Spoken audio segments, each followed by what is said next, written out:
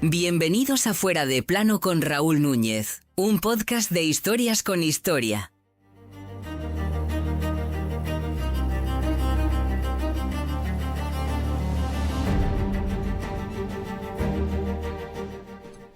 Pensabais que no ibais a escuchar más esta sintonía, ¿no? Hola a todos y a todas, sed bienvenidos de nuevo a vuestra casa, sed bienvenidos de nuevo a Fuera de Plano. Ha pasado un poco más de un año entero de silencio en este feed, y sé que os debo una explicación. No me fui por falta de historias que contar, sino porque mi propia historia necesitaba un punto y aparte. A veces la historia nos enseña que para reconstruir un imperio, primero hay que asegurar los cimientos. Yo descuidé los míos y el cuerpo dijo basta. Pero tras mucho trabajo personal, descanso y recuperación, estoy aquí. He vuelto porque la pasión por divulgar sigue intacta y sobre todo porque vuestro apoyo en los mensajes de este tiempo ha sido el mejor motor. Pero no volvemos de cualquier manera. Esta cuarta temporada viene marcada por esa madurez que te da el haber parado a observar. ¿Qué vamos a encontrar? Bueno, pues seguiremos viajando al pasado, pero esta vez con la mirada más afilada. Queremos entender no solo qué pasó, sino por qué nos sigue doliendo o apasionando hoy en día. Nos seguirán visitando reyes, reinas, dioses, guerreros o emperatrices, pero también, y quizás son las que más nos apasionan, menos fechas de batallas y más nombres de personas reales que quedaron en los márgenes de los libros de texto. Además, traemos novedades técnicas y de formato. ¿Qué significa esto? Pues que igual que hemos escogido de nuevo para volver a caminar este 14 de abril, la misma fecha que todo comenzó en la primera temporada, volvemos a los orígenes en cuanto a los capítulos semanales. Será uno, solo uno, pero a cambio de quitaros uno, os damos más duración. Los capítulos serán mucho más largos. Hemos oído y leído vuestros comentarios insistentes pidiendo más duración y aquí está, deseo concedido. La periodicidad semanal se verá en ocasiones alterada por algún episodio especial. Estos episodios, vosotros y vosotras, tendréis mucho que decir, puesto que vamos a abrir canales de participación tanto en nuestra web www.fueradeplanopodcast.es como en nuestras redes sociales, para que seáis vosotros y vosotras quienes propongáis los temas de algunos de esos episodios especiales. Una vez más, gracias por la paciencia, gracias por guardar este rincón en vuestros reproductores de podcast durante 12 meses de ausencia y gracias por vuestra preocupación y vuestro interés. La historia no se detiene y nuestras historias con historia retoman la marcha hoy mismo. Preparad los auriculares porque la cuarta temporada de Fuera de Plano empieza ya. Bienvenidos.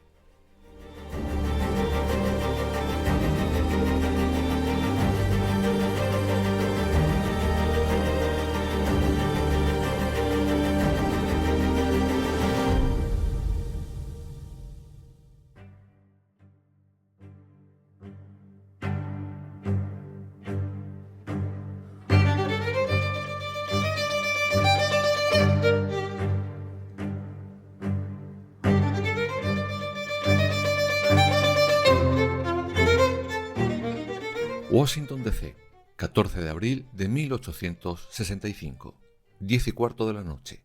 El presidente está sentado en el palco del Teatro Ford. A su lado, su esposa Mary. Abajo en la platea cientos de personas disfrutan de una comedia. La guerra civil ha terminado. Por primera vez en 4 años, el país respira y el hombre, que ha cargado con el peso de cientos de miles de muertos sobre sus hombros, por fin sonríe. En las sombras del pasillo, a espaldas del presidente, alguien espera. Sabe exactamente en qué momento de la obra el público soltará la mayor carcajada. Solo tiene que esperar esa frase. Esperar a que la risa ahogue el sonido de lo inevitable.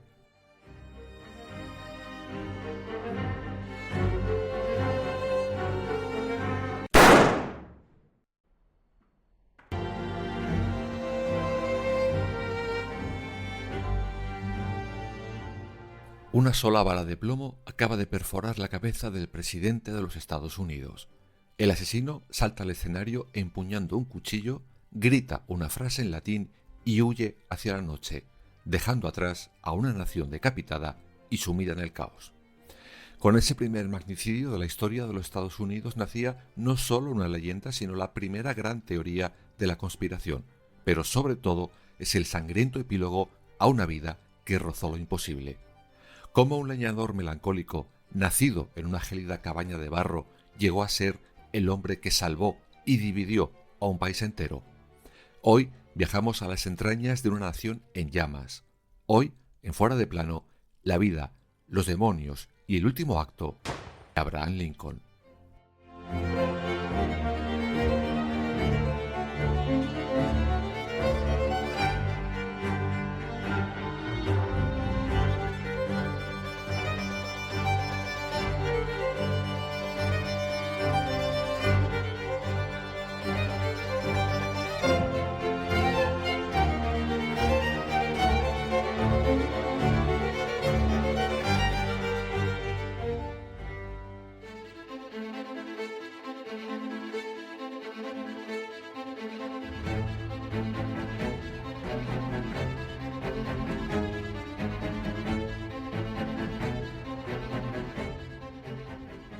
Para entender al gigante de mármol que hoy descansa en los monumentos de Washington, tenemos que viajar muy lejos de los salones del poder, concretamente al 12 de febrero de 1809. Nos encontramos en la granja Sinking Spring, en Kentucky, un lugar donde la palabra pobreza se quedaba bastante corta. Abraham Lincoln nace en una cabaña de troncos de una sola habitación. El suelo es de tierra apisonada, no hay ventanas de cristal, solo huecos tapados con pieles de animales para evitar que entre la nieve. Su padre, Thomas Lincoln, es un hombre duro, aguas de sufrir y estricto, que ve a su hijo no como a un estudiante, sino como a un par de brazos extra para domar la frontera salvaje. Y la frontera no perdona. La muerte es una vecina constante. Cuando el pequeño Abe tiene solo 9 años, su madre, Nancy, enferma de lo que entonces llamaban la enfermedad de la leche, que era una intoxicación brutal por beber leche de vacas que habían comido una planta venenosa. Lincoln, siendo un niño, tiene que ayudar a su padre a tallar la madera para el ataúd de su propia madre.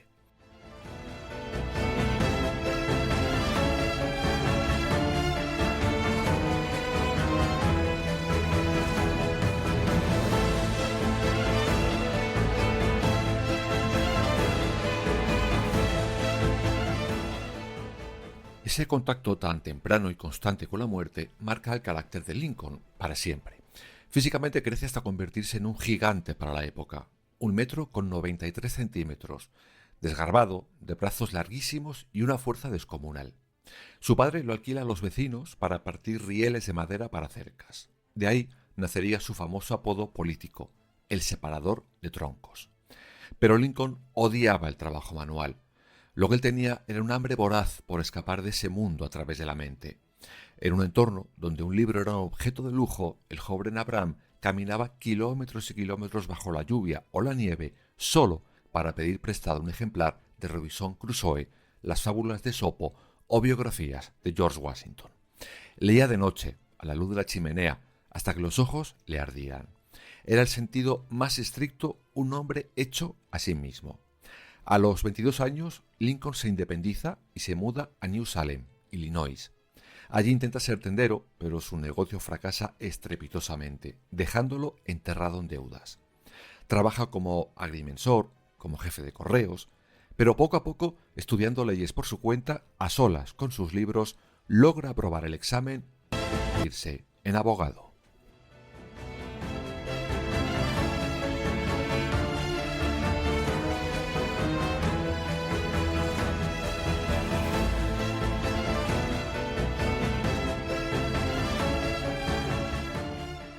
Pero ese éxito profesional no apaga su oscuridad interna. Y aquí es donde la historia de Lincoln se vuelve fascinante y profundamente humana. Abraham Lincoln sufría de lo que era en el siglo XIX lo que llamaban melancolía. Hoy los psiquiatras lo diagnosticarían como una depresión clínica severa. Hubo periodos en su veintena y en la treintena donde sus caídas al pozo de la depresión eran tan aterradoras que sus amigos tenían que hacer turnos para vigilarlo. Literalmente le escondían las navajas de afeitar, los cuchillos y las tijeras de su habitación por miedo a que se quitara la vida. El propio Lincoln llegó a escribir que era el hombre vivo más miserable. Sin embargo, esa misma depresión, ese sufrimiento continuo, forjó en él una empatía sobrenatural. Lincoln entendía el dolor ajeno porque vivía inmenso en el suyo propio. Esa empatía sería su mayor superpoder durante los años de la Guerra Civil. Pero llegaremos a eso. En medio de esa construcción de sí mismo aparece la pieza que falta en el rompecabezas, Mary Todd, su futura esposa. Y no podían ser más distintos. Mary venía de una de las familias más ricas y aristocráticas de Lexington. Hablaba francés fluido, vestía sedas importadas y, lo más irónico de todo, su familia era dueña de esclavos. Cuidado con ese dato. Él era el barro de la frontera, ella la élite del sur. Su noviazgo fue tormentoso, lleno de rupturas, crisis nerviosas por parte de Lincoln, pero finalmente lo consiguieron y se casaron. Mary vio en ese abogado torpe, de ropa mal ajustada y humor rústico, a un diamante en bruto. Ella fue el motor de su ambición. Ella fue quien le dijo que no se conformara con ser un abogado de provincias. Juntos pusieron la mirada en Washington, pero el Washington al que se dirigían no era una ciudad de paz. Era un polvorín a punto de estallar, dividido por una herida supurante que amenazaba con partir el país en dos: la esclavitud.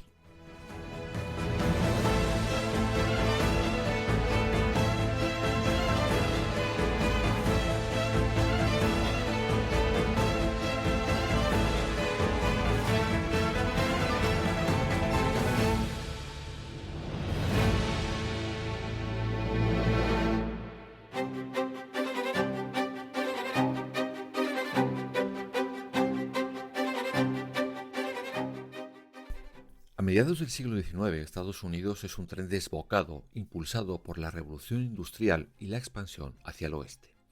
El país crece a un ritmo vertiginoso, pero las vías por las que avanza están agrietadas. Hay una herida fundacional que los padres de la patria decidieron ignorar y que ahora supura veneno: la esclavitud. El debate ya no es solo moral, es económico y político. Cada vez que un nuevo territorio quiere convertirse en Estado, en el Congreso estalla la misma Guerra Fría.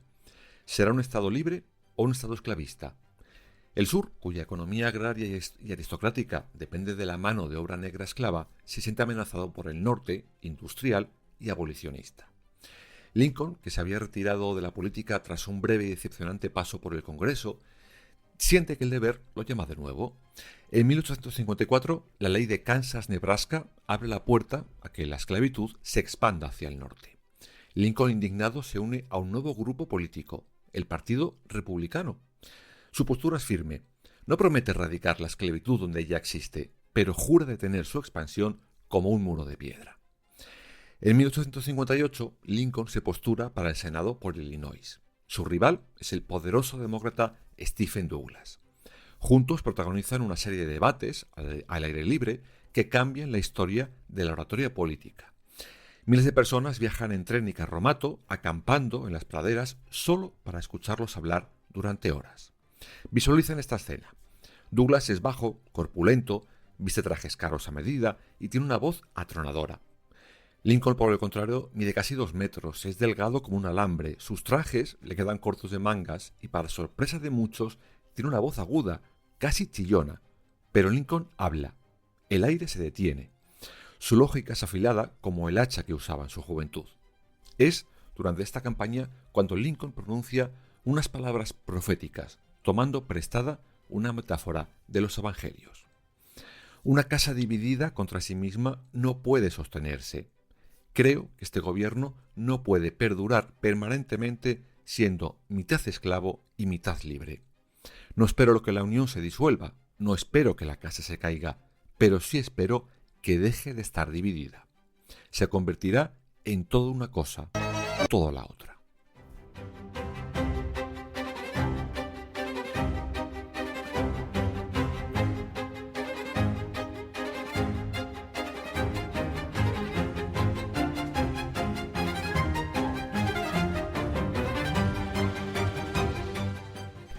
Lincoln pierde las elecciones al Senado contra Douglas, pero esos debates lo catapultan a la fama nacional. Sus discursos se imprimen en los periódicos de todo el país. El sur lo empieza a ver como al mismísimo diablo, y así llegamos al punto de no retorno, las elecciones presidenciales de 1860. La polarización en el país es absoluta. Hoy en día nos quejamos de la división política, pero lo de 1860 en aquel país no tiene precedentes. El Partido Demócrata se parte en dos, presentando a varios candidatos. Lincoln es el candidato republicano. Y aquí viene el dato que demuestra la fractura del país.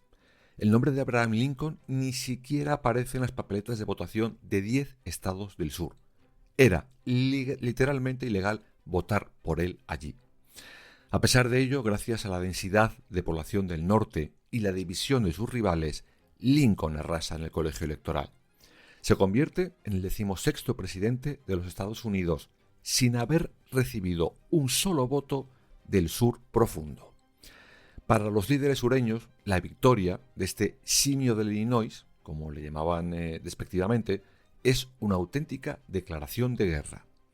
Meses antes de que Lincoln siquiera jure el cargo y pise la Casa Blanca, Carolina del Sur anuncia que abandona la Unión. Le seguirán poco después Mississippi, Florida, Alabama, Georgia, Luisiana y Texas. Nacen los Estados Confederados de América.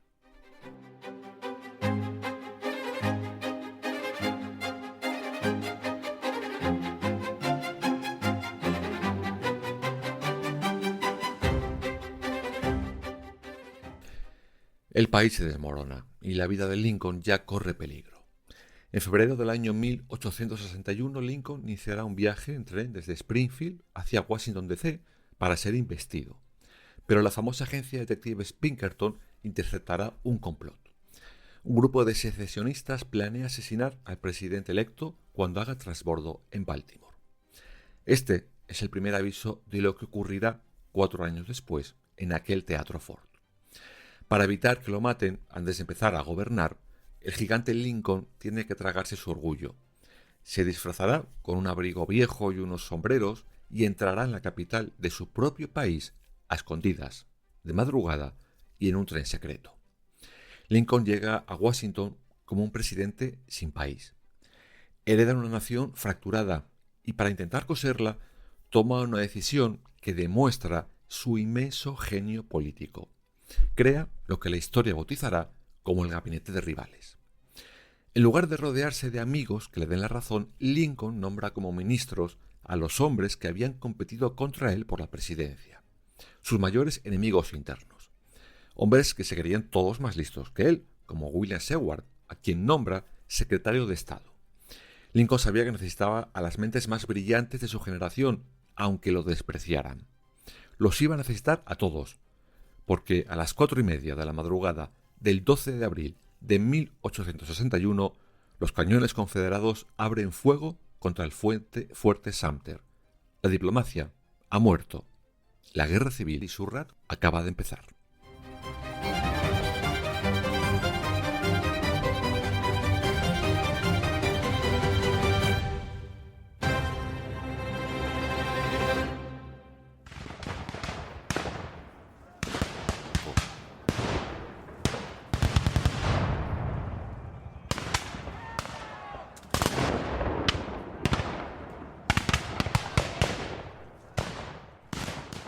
Primavera de 1861. Cuando estalla la guerra civil, ambos bandos sufren de un optimismo letal.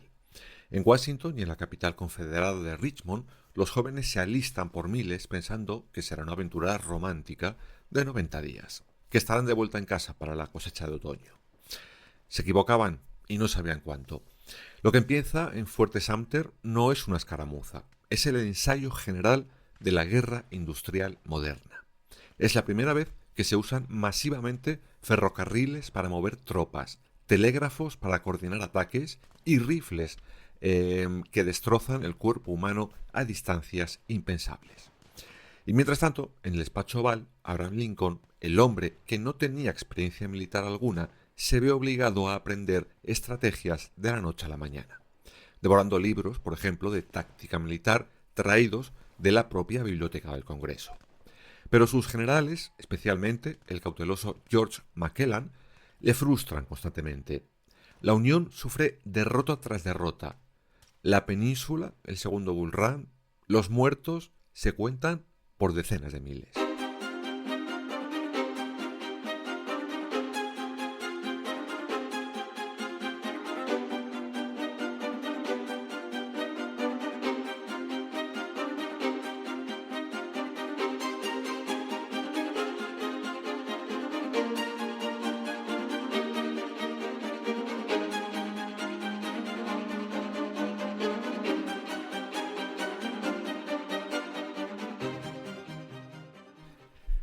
A la sangría de la nación se suma una tragedia devastadora puertas adentro de la Casa Blanca.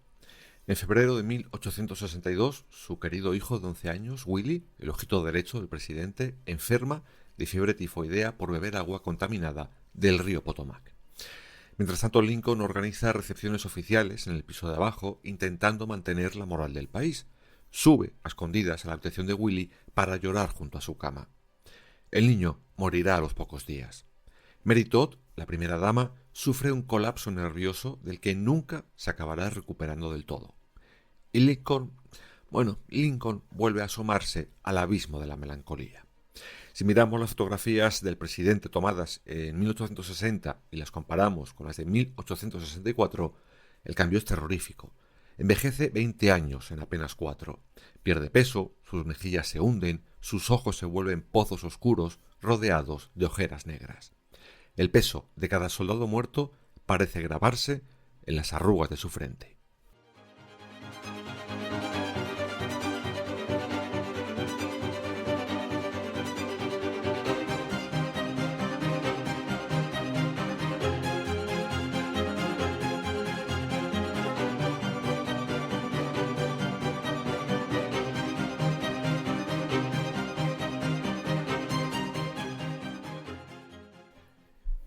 Llegamos al 17 de septiembre de 1862, la batalla de Antietam, en Maryland.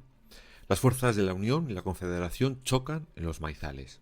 En un solo día caen casi 23.000 hombres, entre muertos, heridos y desaparecidos.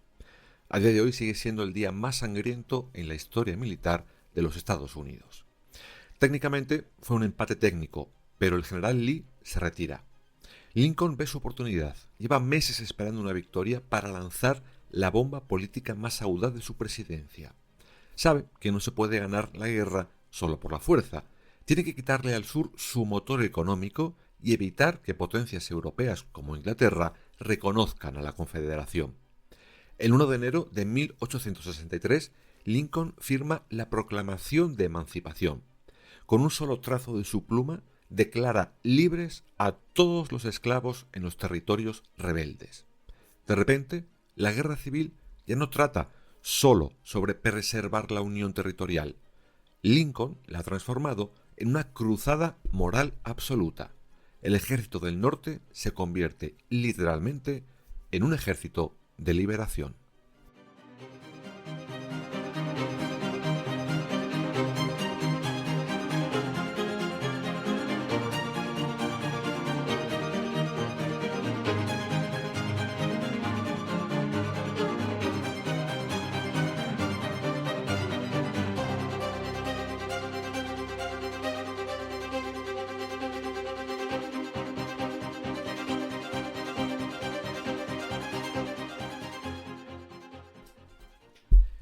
Meses después de la brutal batalla de Gettysburg, donde caen otros 50.000 hombres, Lincoln es invitado a la inauguración del Cementerio Nacional en el campo de batalla. El orador principal de aquel día, Edward Everett, pronuncia un discurso florido y larguísimo de más de 2 horas. Luego le toca el turno al presidente. Lincoln saca un par de hojas de papel de su bolsillo. Con su voz aguda, pronuncia apenas 10 frases, 272 palabras. Tarda poco más de 2 minutos. Hace 87 años nuestros padres hicieron nacer en este continente una nueva nación, concebida en libertad y consagrada a la premisa de que todos los hombres son creados iguales. En ese discurso microscópico, el discurso de Gettysburg, Lincoln redefine Estados Unidos. Explica que esos soldados no murieron solo por un territorio, sino para que el gobierno del pueblo, por el pueblo y para el pueblo, no perezca de la tierra. Los periódicos lo tachan de tonto e irrelevante el día siguiente. Hoy está grabado en fuera de desde su monumento.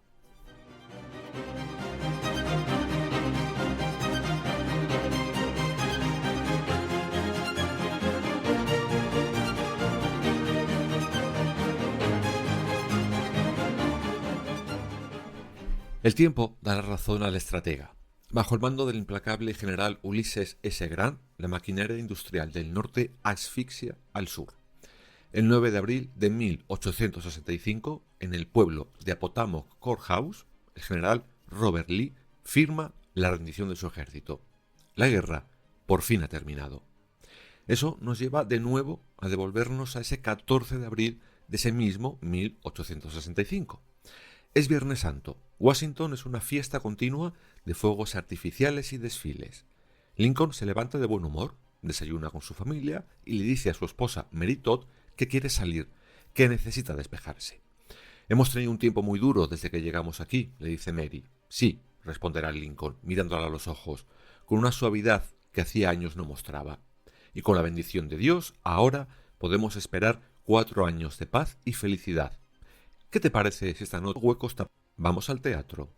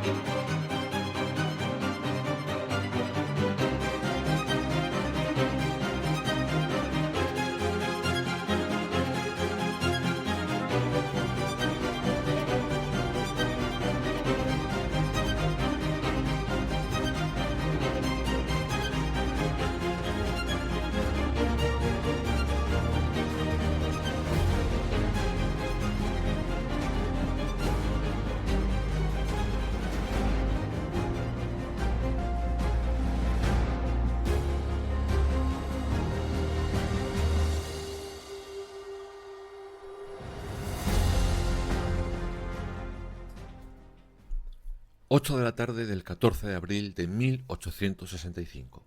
Mientras Abraham Lincoln se prepara para ir al teatro, a pocas calles de allí, en una habitación de la pensión de Mary Surratt, un grupo de hombres repasa un plan macabro. Su líder es John Wilkes Booth. Booth tiene 26 años, es guapo, famoso y un ferviente supremacista blanco.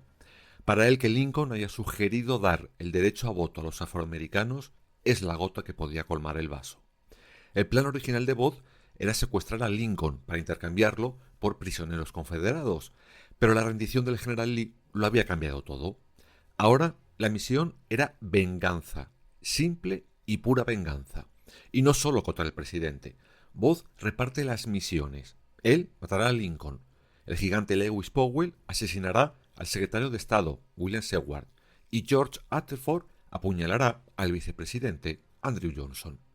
Quieren decapitar a la Unión, crear un vacío de poder absoluto para que el gobierno colapse de Trump esa misma noche.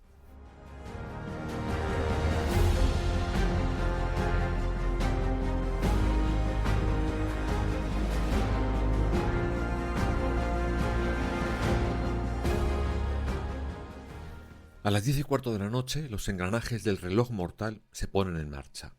En la casa del secretario de Estado, Seward, que está postrado en cama tras un accidente de carruaje, irrumpe Lewis Powell. Finge traer unas medicinas, pero en la escalera saca un revólver y le destroza el cráneo al hijo de Seward. Luego entra en la habitación empuñando un cuchillo Bowie. Powell se abalanza sobre el secretario y lo apuñala en el rostro y el cuello con una violencia brutal. La sangre salpica las sábanas. Seward sobrevive de puro milagro gracias a un grueso collarín ortopédico de metal que lleva puesto, que desvía la hoja del cuchillo lejos de su yugular. Powell huye gritando hacia la calle, creyendo que lo ha matado. Mientras tanto, en el hotel del vicepresidente Johnson, el conspirador George Rutherford está sentado en la barra del bar. Tiene un arma en el bolsillo y la habitación de su objetivo está a solo unos pasos. Pero le falta el valor de Booth y Powell. Aterrado, bebe vaso tras vaso hasta emborracharse por completo. Incapaz de cometer el crimen, sale tambaleándose del hotel y se pierde en la noche.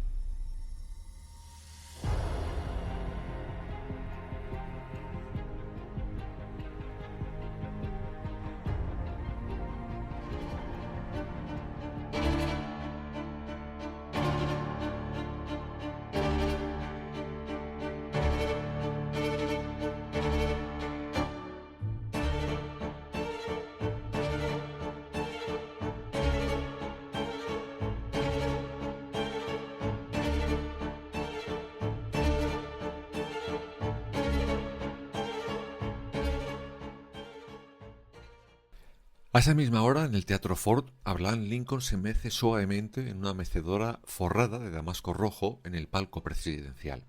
Abajo, en la platea, ajeno a todo, un diplomático argentino llamado Domingo Faustino Sarmiento disfruta de la obra sin saber que está a punto de presenciar historia pura.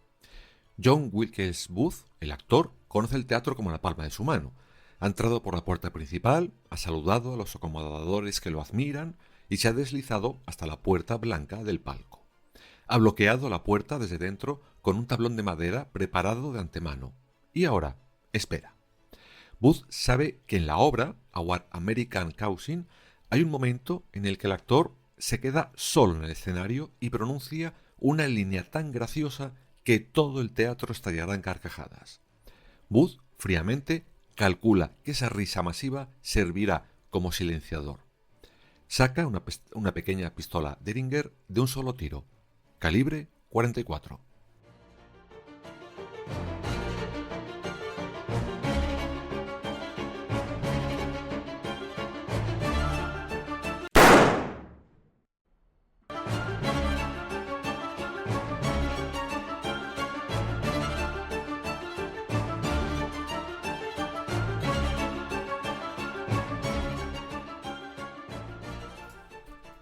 La bola de plomo entra por la nuca del presidente, detrás de su oreja izquierda, atraviesa el cerebro y se aloja detrás de su ojo derecho. Lincoln se desploma hacia adelante. Su esposa, Mary Todd, lanza un grito desgarrador que hiela la sangre de todo el teatro. El caos es total. El mayor Rudme, invitado en el palco, intenta atrapar a Booth. El asesino saca su cuchillo de caza y le raja el brazo hasta el hueso. Viéndose acorralado, Booth se sube a la barandilla y salta hacia el escenario a casi 4 metros de altura. Una de sus espuelas se enreda en la bandera del tesoro que decora el palco. Booth cae mal y se fracturará el peroné de la pierna izquierda por encima del tobillo. Pero el chute de adrenalina que tenía es tan salvaje que logrará ponerse en pie. Ante la mirada atónita de Sarmiento y cientos de espectadores, levanta el cuchillo ensangrentado y grita «Sic semper tyrannis», así siempre a los tiranos. Huirá por la puerta trasera, monta en un caballo y desaparece en la niebla. Deja atrás a un presidente agonizante que morirá 9 horas después en una casa de huéspedes frente al teatro. Y mientras Estados Unidos llora, comienza la mayor cacería humana de la historia americana.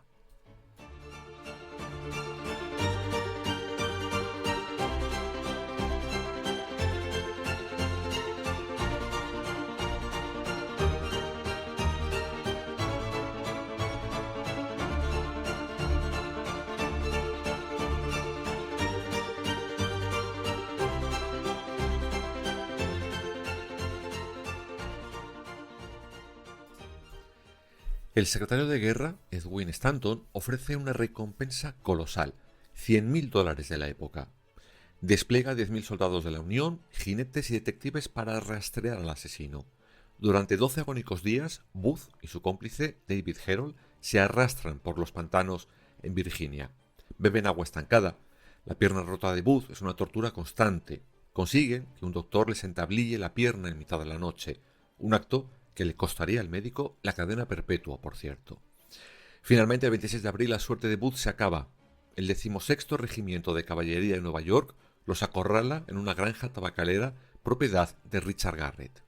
Están rodeados. Herold, aterrado, se rinde y sale con las manos en alto, pero Booth, orgulloso hasta el final, se niega a entregarse vivo. Los soldados, sin paciencia alguna, prenden fuego al granero para obligarlo a salir por el humo. Las llamas iluminan la noche. A través de las rendijas de la madera en llamas, el sargento Boston Corbett, un fanático religioso que creía actuar guiado por la mano de Dios, apunta su revólver Colt y aprieta el gatillo. La bala atraviesa el cuello de Booth. Irónicamente, el disparo le secciona la médula espinal, paralizándolo instantáneamente del cuello para abajo. Una herida horriblemente similar a la que él mismo infligió a Abraham Lincoln. Lo arrastran fuera del granero en llamas y lo tumban en el porche de la granja. Durante 3 horas el famoso actor se asfixia lentamente. Sabe que es el final. Con su último aliento pide a los soldados que le levanten las manos, esas manos paralizadas que ya no sienten nada. Booth las mira fijamente y en un susurro agonizante pronuncia sus últimas palabras. Inútil. Inútil. A las 7:15 de la mañana, casi a la misma hora en la que murió su víctima 12 días antes, John Wilkes Booth exhala su último aliento. La cacería había terminado.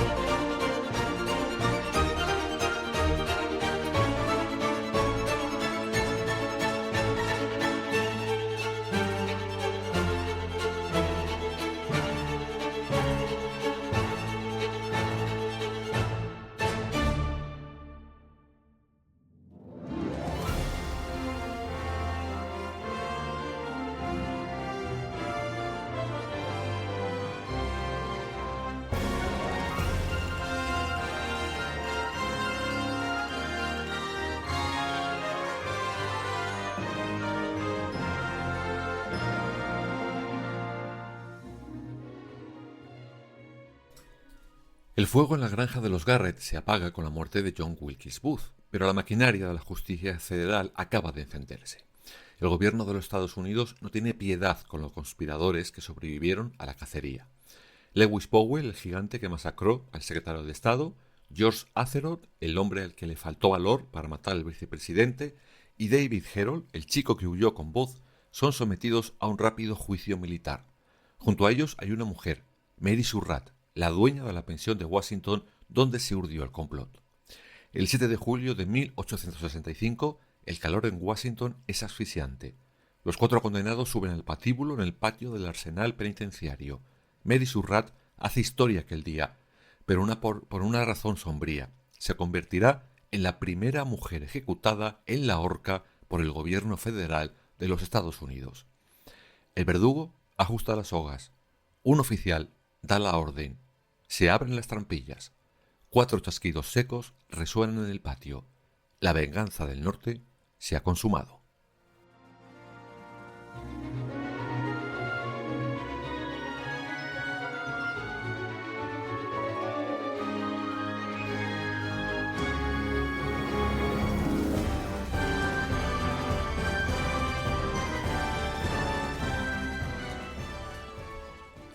Pero mientras la sangre de los asesinos se limpia, el país se ahoga en lágrimas. Días antes, el 21 de abril, un tren fúnebre cubierto por completo de telas negras partía de Washington D.C. Inicia un largo e intermitente viaje de casi 3 semanas y 2.700 kilómetros, rehaciendo a la inversa el camino que Lincoln hizo para llegar a la Casa Blanca. Su destino final, Springfield, Illinois. Y hay un detalle en ese tren que rompe el corazón. A bordo no solo viaja el cuerpo embalsamado de Abraham Lincoln, no, en el mismo vagón viaja un ataúd mucho más pequeño. Es el de su hijo Willie, el niño de 11 años que había muerto de tifus en la Casa Blanca. Lincoln, por fin, volvía a casa junto a su hijo. Lo que ocurre durante el trayecto de ese tren no tiene precedentes en la historia humana.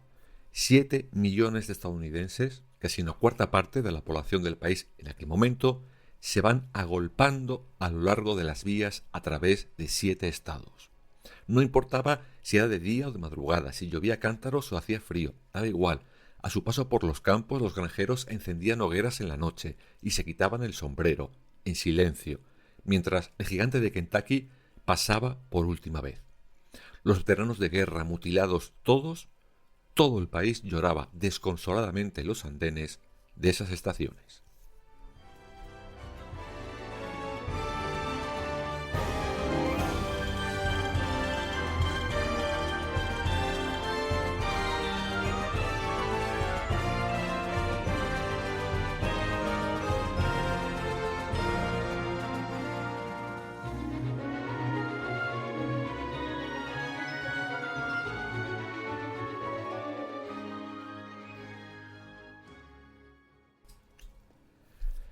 John Wilkes Booth apretó el gatillo pensando que salvaría al viejo sur, a la esclavitud, y que destruiría a un tirano. Pero se equivocó trágicamente. Al asesinar al hombre de la cabaña de troncos, lo elevó a la categoría de mito. Lincoln, el leñador melancólico, el político autodidacta, el presidente que sostuvo el peso de cientos de miles de muertos para que la libertad no pereciera de la tierra, dejó de ser un simple político. Al derramar su sangre en el altar del país, se convirtió en el mártir fundacional de la nación moderna. La mañana en que su corazón dejó de latir, su secretario de guerra, Edwin Stanton, lo miró desde los pies de la cama, secándose las lágrimas, y pronunció una frase que hoy está tallada en la historia. Ahora pertenece a la eternidad. Y hasta aquí nuestro viaje de hoy. Esperamos que esta inmersión en la vida, la sombra y el último acto de Abraham Lincoln os haya gustado tanto como a nosotros hacerlo, y sobre todo haya estado a la altura de la espera que habéis tenido. Si te ha gustado este episodio, no olvides suscribirte y compartirlo, porque la historia no es solo el pasado, es el mapa que usamos para no perdernos en el futuro.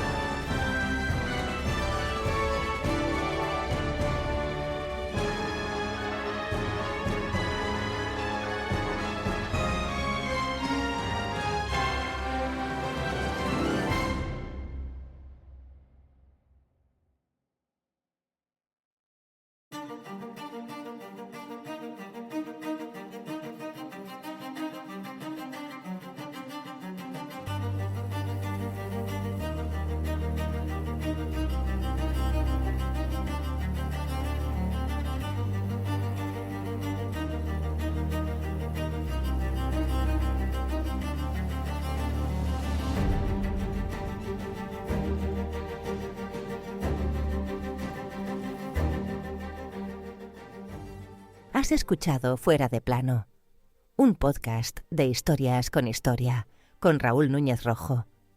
Escúchanos en las principales plataformas digitales y ahora también en nuestra web www.fueradeplanopodcast.es. Síguenos para no perderte nada en nuestras redes sociales, Instagram, Facebook, TikTok o Threads. Hasta la próxima historia.